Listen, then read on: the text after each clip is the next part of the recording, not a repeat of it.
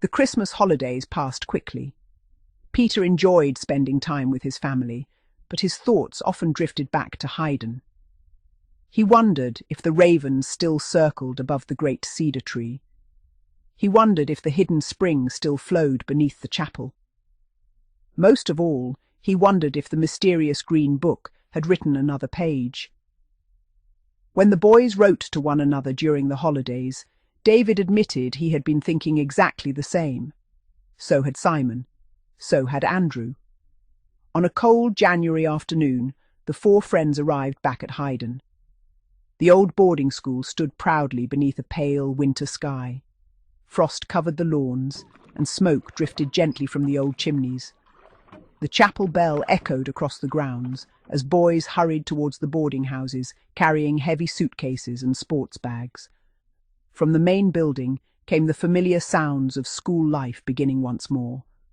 A prefect was reminding the younger boys to keep their caps on outside. Somewhere in the distance a classroom door opened, followed by the unmistakable voice of Miss Bowflower, the headmistress. "I trust we shall begin this new term with good manners and good behaviour.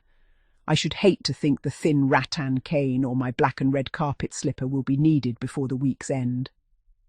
Several boys exchanged nervous smiles.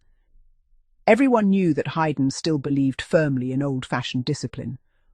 Although praise was given freely, serious misbehaviour could still earn a visit to the headmistress's study, where the polished rattan cane rested in its cupboard beside the well-known carpet slipper. Mrs. Bellamy stood outside Ash House welcoming everyone home. "Welcome back, boys." She smiled warmly as she hugged each of them. "I've made plenty of hot chocolate." Simon laughed. "Then we really are home." The first evening passed in cheerful excitement. Friends exchanged stories about Christmas presents and family holidays. Some had learnt to ice skate. Others had built enormous snowmen. One boy claimed he had seen a fox stealing sausages from his garden. Nobody quite believed him. As supper finished, a loud clatter echoed across the dining hall. A younger boy had begun throwing bread rolls. Miss Blyton simply folded her arms. "I suggest you stop before Miss Bowflower hears about it. She has already dusted the cane this morning." The bread throwing stopped immediately. David quietly whispered, "Some things never change." Peter grinned. "Neither does Highen." Later that evening, Peter glanced towards David. "Shall we?" David nodded immediately. Within minutes, the four friends were quietly making their way towards the chapel. The old cedar tree stood waiting exactly as they had remembered. Its branches swayed gently in the winter breeze. As Peter rested his hand against the trunk, he smiled. "It feels as though we've never been away." Miss Ashcombe appeared beside the tree. "I've been expecting you." She smiled kindly before leading them down into the hidden library. Everything was exactly as they had left it. The lantern hung quietly from its hook. The shelves remained filled with ancient books. The Hall of Memories was peaceful and silent. Only one thing had changed. The green book already lay open. Fresh writing covered an entire page.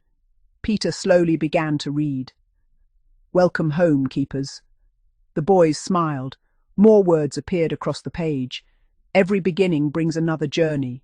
Another sentence slowly formed. "The western boundary calls for your help." Andrew looked puzzled. The western boundary. Miss Ashcombe became thoughtful. There has always been something unusual there. Miss Blyton unfolded an old map. She pointed towards the far edge of the school estate. "There used to be another building." Peter leaned closer. "I've never seen it." "Because it disappeared long before any of you arrived." The building was marked simply, the Old Gate Lodge. "The Gate Lodge welcomed visitors to Highen over 100 years ago," Miss Ashcombe explained. "The school gardener lived there after my father." "What happened to it?" David asked. "It was abandoned after a violent storm." "No one rebuilt it." Simon studied the map. But why would the Green Book mention it now? Nobody knew. The following Saturday, the four friends set off after breakfast. As they crossed the school grounds, they passed the headmistress's office. The study door stood slightly open.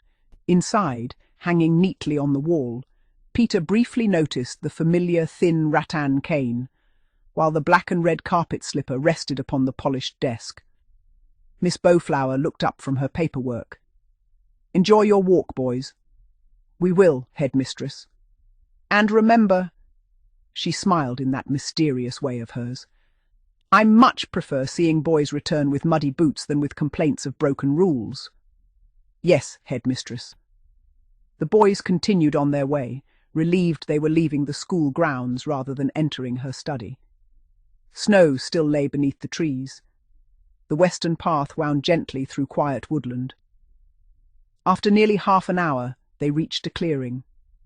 Only crumbling stone walls remained. An old chimney leaned slightly to one side.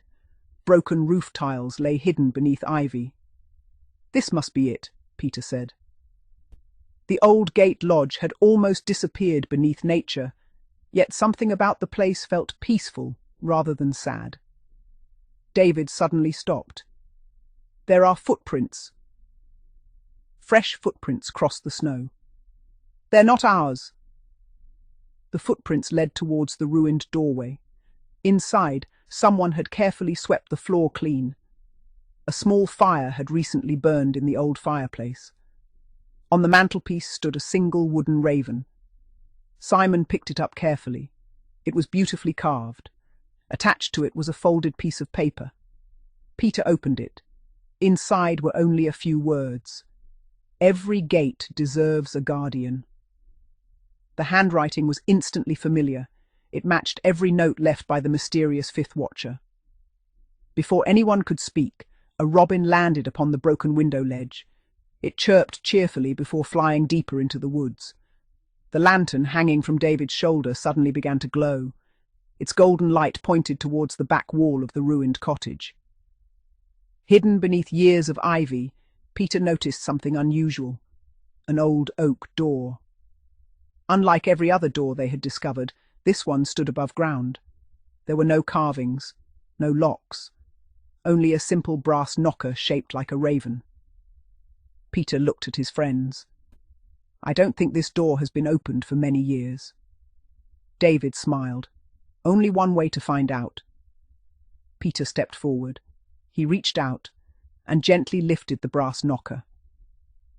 Before it touched the wood, a familiar voice echoed softly from behind them. "Welcome, keepers." The boys turned. Standing quietly among the snow-covered trees was the mysterious fifth watcher. For the first time, the old guardian stepped fully into the winter sunlight, smiling as though greeting old friends at last.